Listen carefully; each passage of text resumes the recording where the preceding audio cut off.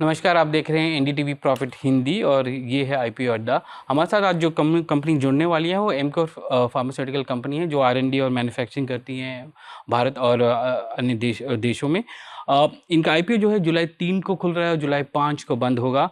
960 से 1008 रुपये का प्राइस बैंड है। फ्रेश इशू जो है 800 करोड़ का है और ओएफएस जो है 1152 करोड़ का, तो लगभग 1950 करोड़ का आईपीओ है ये। और मेरे साथ आज जो जुड़ रहे हैं वो है सतीश मेहता जो कि एमडी एंड सीईओ हैं कंपनी के, और नमिता थापर जो कि होल टाइम डायरेक्टर हैं कंपनी के। मेहता जी, पहला सवाल आपसे जो है ये कि 800 करोड़ आप रेस कर रहे हैं इस बाज़ार से फ्रेश इक्विटी में, उस 800 करोड़ का उपयोग कहाँ करने वाले हैं आप? हाँ सचिन जी, आपने बुलाया इसके लिए मैं आपका बहुत ही शुक्रगुजार हूँ। और ये जो 800 करोड़ की आपने जो मुझे बात की, ये 800 करोड़ जो हमारा डेट है वो कम करने के लिए हम रेस कर रहे हैं। ओके, ये डेट लॉन्ग टर्म डेट कम करेंगे या वर्किंग कैपिटल डेट कम करेंगे आप? ये लॉन्ग टर्म डेट कम करेंगे। नमिता जी, आपसे एक सवाल। डोमेस्टिक मार्केट में आप का काफ़ी बड़ा शेयर है, गायनेकोलॉजी एक सबसे बड़ा प्रोडक्ट मतलब कैटेगरी है आपके लिए। ज़रा बताइए कि बिजनेस मॉडल किस तरह से है आपका, कौन कौन से सेगमेंट्स में हैं आप, और क्या किस तरह का मार्केट शेयर है इस सेगमेंट्स में आपको? तो सजित, जैसे कि आप सब जानते हैं कि इंडियन फार्मा मार्केट एक बहुत ही प्रोग्रेसिव मार्केट है और MQ is in 19 therapeutic areas. तो हर एक थेरेपी एरिया में हम मौजूद हैं। टॉप 5 और 6 एरियाज जैसे आपने बताया, गायनेक में हमारा शेयर है 13.5%, very big margin over the second player as well. Women's health हमारा फोकस रहेगा, मेक बिग ब्रांड्स बिगर हमारा फोकस रहेगा, और दूसरे एरियाज जहां हमारी स्ट्रेंथ है cardiovascular, anti infective, HIV, respiratory. लेकिन अन्य एरियाज में भी जैसे कि diabetes, CNS, we have a strong presence और इसमें भी हम इन्वेस्ट करना जारी रखेंगे। मेहता जी, ये प्रोडक्ट्स कैटेगरी के बारे में नमिता जी ने बताया। गायनेकोलॉजी में तो आपका काफ़ी अच्छा लीडरशिप पोजीशन है। बाकी सेगमेंट्स को ग्रो करने के लिए किस तरह की स्ट्रैटेजी है आपकी? ये बहुत अच्छा सवाल आपने पूछा कि आपने देखा रहेगा कि अप्रैल महीने से हम लोग सनोफी के साथ में जुड़े हैं और उनकी पूरी जो कार्डियक की रेंज है वो हमारे पास आ गई फॉर मार्केटिंग एंड डिस्ट्रीब्यूशन। उसकी वजह से हम कार्डियोलॉजी में पहले 3 में आ गए। तो जहाँ तक हमारा आगे की स्ट्रैटेजी का सवाल है उसमें ऐसा है कि एक तो हम लोग हमारे जो एग्जिस्टिंग फील्ड फोर्स है उसकी प्रोडक्टिविटी बढ़ाने के पीछे पड़ेंगे। दूसरी चीज़ जो हम करेंगे कि टियर 2 और टियर 3 में हमारी प्रेजेंस इतनी नहीं है, तो उसके लिए हमने काफ़ी ठोस कदम उठाए। हमने तकरीबन 2000 मेडिकल रिप्रेजेंटेटिव ऐड किए। तो हम टियर 2 टियर 3 में जाकर वहाँ पर भी काम करने की कोशिश करेंगे। तीसरी चीज़ जो हम करेंगे वो बिल्कुल जो सनोफी मॉडल है इन लाइसेंसेस उसके पीछे पड़ेंगे, इन लाइसेंसिंग। चौथी चीज़ जो हम करना चाहेंगे कि आज तक जो कंपनी जो ग्रो हुई, तो मैं आपको ये बताना चाहूँगा सचिन जी कि मैं अहमदाबाद का ग्रेजुएट हूँ और जब मैं 75 में वहाँ से निकला तो मैं मेरी बैच में अकेला ऐसा एक इंसान था, शख्स था कि जिसने जॉब नहीं ली, क्योंकि मैं खुद कुछ करना चाहता था। तो उसकी वजह से ये कंपनी मैंने अर्ली 80s में चालू की, एमक्योर, क्योंकि फार्मास्यूटिकल का थोड़ा बहुत ज्ञान था। हमारे पिताजी का रिटेल की दुकान थी और डिस्ट्रीब्यूशन भी करते थे, उसकी वजह से यहाँ पे किया। लेकिन असली मेरी जो काम की शुरुआत हुई 95 के बाद में हुई और उसकी वजह से वहाँ से हमने ये मार्केटिंग की शुरुआत की। तो पूरा जो एम्फोसिस था वो साइंस, टेक्नोलॉजी, इनोवेशन में था। तो उसकी वजह से मैंने आपको बताया, इन लाइसेंसिंग की बात की, पेनिट्रेशन की बात की, मैंने आपको बिग ब्रांड बिगर बनाने की बात की। और चौथी जो चीज़ हमने की कि जिसकी वजह से ये कंपनी ये आज यहाँ तक पहुँची हुई है, उसका कारण ऐसा है कि साइंस, टेक्नोलॉजी, इनोवेशन में हमने बहुत काम किया और सबसे ज़्यादा हम लोगों ने नए प्रोडक्ट हमारी इंडस्ट्री को दिए, कायरालिटी हो, आयन प्रिपरेशन हो, बायोटेक प्रोडक्ट हो। और पांचवी चीज़ जो मैं आपको बताना चाहूँगा कि लिस्टिंग होने के बाद में हम इनऑर्गेनिक ग्रोथ की तरफ भी देखेंगे। आज तक जो पूरी हमारी ग्रोथ हुई वो ऑर्गेनिकली हुई है।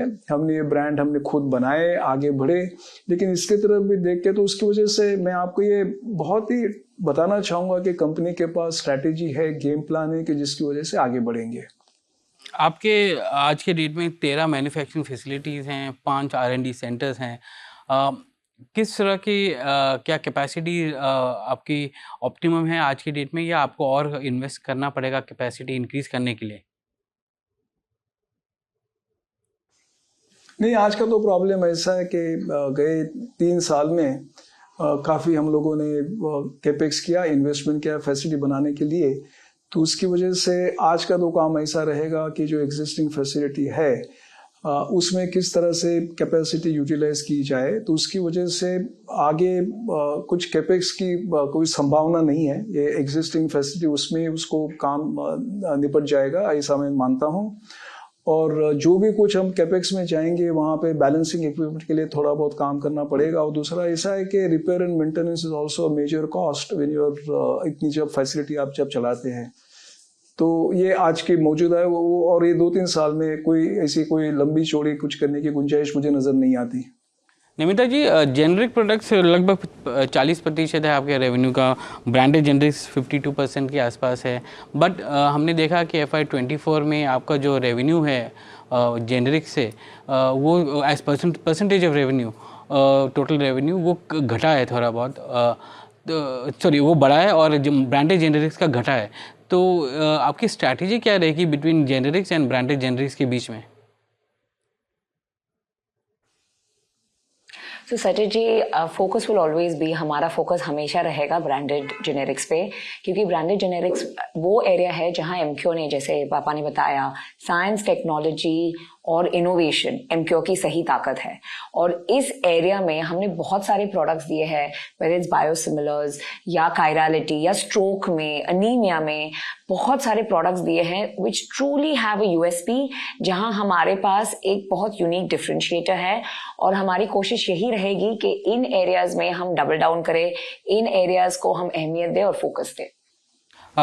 आपने बायोसिमिलर्स की बात की और बायोटेक की भी बात की। वहाँ पर किस तरह का काम आप कर रहे हैं, और वहाँ से रेवेन्यू पोटेंशियल कब आपको मिलना शुरू होगा? ये बहुत अच्छा सवाल किया। आज भी बायोटेक में काफ़ी प्रोडक्ट हमारे मार्केट में है, और उसमें ऐसा है कि हमारे पास चो प्लेटफॉर्म है, हमारे पास ई कोलाई का प्लेटफॉर्म है, हमारे पास mRNA वैक्सीन का प्लेटफॉर्म है। तो उसके ऊपर लगातार काम करते रहेंगे।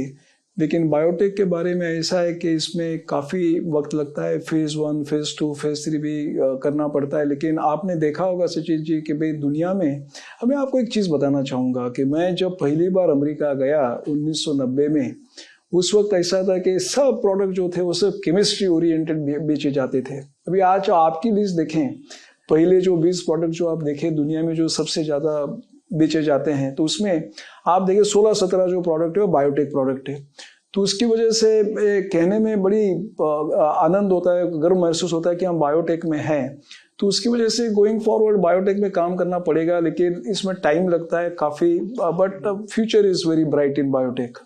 तो किस तरह का इन्वेस्टमेंट कर रहे हैं आप वहाँ पर, और अभी इस वक्त अगर आप देखा जाए कि बायोटेक प्रोडक्ट्स का रेवेन्यू शेयर कितना है आपका? नहीं, बायोटेक प्रोडक्ट में ऐसा है कि हम लोगों ने काफ़ी बड़े प्रोडक्ट बिल्ड किए हैं। टेनिकटेप्लेस है, इलैक्सिम है, एरिथ्रोपोएटिन है, उसके बाद में पेग GCSF है, और काफ़ी नए नए प्रोडक्ट पे काम कर रहे हैं। बट मेजर रेवेन्यू आज तो ऐसा है कि वो केमिस्ट्री ड्रिवन प्रोडक्ट जो ब्रांड हमने बिल्ड किए वहाँ से ही आता है। लेकिन आगे बायोटेक का जो कंट्रीब्यूशन है वो अच्छा हो सकता है, ऐसी संभावना है। एक सवाल आपका जो है कि आपने कहा कि डेट रीपेमेंट करेंगे। आपका लास्ट ईयर का अगर हम इंटरेस्ट आउटगो देखें तो लगभग 176 करोड़ का था। क्या ये उम्मीद की जा सकती है कि आप एक बार ये डेट रीपेमेंट जो आप करने वाले हैं 600 करोड़ के आसपास, उससे काफ़ी इंटरेस्ट पेमेंट घटेगा और वो सीधा फ्लो करेगा पैट में, प्रॉफिट आफ्टर टैक्स में? बिल्कुल सही बात की आपने। कितना हो सकता है वो? नहीं, वो तो देखेंगे किस तरह से आगे जाते हैं। लेकिन ये आप जो बता रहे थे ना कि वो बिल्कुल सही बात है, वही हमारे दिमाग में है कि ये डेट कम होने से इंटरेस्ट कॉस्ट हमारी कम होगी। एक और चीज़ बताइए कि लास्ट ईयर जो आपका पैट गिरा है 6% के आसपास, वो पैट गिरने का कारण क्या रहा है? और आपके जो मार्जिन्स हैं वो भी गिरे हैं लगभग 120 बेसिस पॉइंट्स। सो उसका भी अगर कुछ कारण क्या है और क्या ये आगे जाके करेक्ट होगा? इसमें ऐसा है भाई कि ये ग्रोथ की वजह से गिरा है। मैंने आपको थोड़े टाइम पहले बताया कि हम लोगों ने काफ़ी इन्वेस्टमेंट की है मैन्युफैक्चरिंग में। गए 3 साल में काफ़ी ठोस इन्वेस्टमेंट किया है मैन्युफैक्चरिंग फैसिलिटीज़ बढ़ाने के लिए। और दूसरा ऐसा है कि ये इंडस्ट्री में जो आगे बढ़ना हो, तो नमिता ने बिल्कुल सही बताया कि big brands have to go bigger. तो उसकी वजह से अभी हम लोग का जो ध्यान है टियर 2 टियर 3 में भी दे रहे हैं। तो उसकी वजह से हमने काफ़ी फील्ड फोर्स का एक्सपांशन किया है। और ये फील्ड फोर्स का एक्सपांशन करने के बाद में उसका रिजल्ट आने के लिए थोड़ा वक्त लगता है। तो मेरे ख्याल से ये इन ड्यू कोर्स ऑफ टाइम ये करेक्शन हो जाएगा। लेकिन ये इन्वेस्टमेंट है, उसकी वजह से मुझे कोई चिंता नहीं हो रही है। इसमें आगे सब होगा अच्छा ही होगा, क्योंकि आप देखिए कि वी आर ब्रांड बिल्डर्स। किस तरह से आगे जाना हमें मालूम है, हम ये समझते हैं फार्मा में क्या करना चाहिए। तो ये this will work out in due course of time. Namita ji, आप टियर 2 टियर 3 में जा रही हैं, वहाँ पर किस तरह के ब्रांड मीन्स प्रोडक्ट्स ज़्यादा बिकने की उम्मीद है? क्या जेनरिक्स ज़्यादा बेचेंगी उस वहाँ पर, या आप ब्रांडेड जेनरिक्स बेचेंगी? बिकॉज टियर 2 और टियर 3 में कैपेसिटी टू बाय ऑल्सो भी थोड़ा सा कम होता है compare to bigger cities and metro. तो सचित जी, हमारी कोशिश हमेशा रहेगी ब्रांडेड जेनेरिक्स एंड एमक्यू डेफिनेटली अफोर्डेबल मेडिसिन बनाते हैं। और सबसे बड़ी बात ये है कि जब हम टियर 2 टियर 3 में जाएंगे, वहाँ सबसे बड़ी जो गैप है वो है एजुकेशन और अवेयरनेस की। तो हम सिर्फ सेल्स पे फोकस नहीं करते हैं। वी आर एक्साइटेड क्योंकि टियर 2 टियर 3 सिटीज़ में हमें मौका मिलता है सब लोगों को एजुकेट करने, अर्ली डायग्नोसिस पे काम करने, और अफोर्डेबल तो हमारे मेडिसिन है ही Sachit ji. Satish ji and miss Namita ji, thank you आज एनडीटीवी प्रॉफिट हिंदी से बात करने के लिए। आपका आईपीओ जुलाई 3 को खुल रहा है और 5 को बंद होगा। 962,008 का प्राइस बैंड है और लगभग 19,000 करोड़ का आपका मार्केट वैल्यू होगा at upper end of the price band. धन्यवाद आज हमसे बात करने के लिए।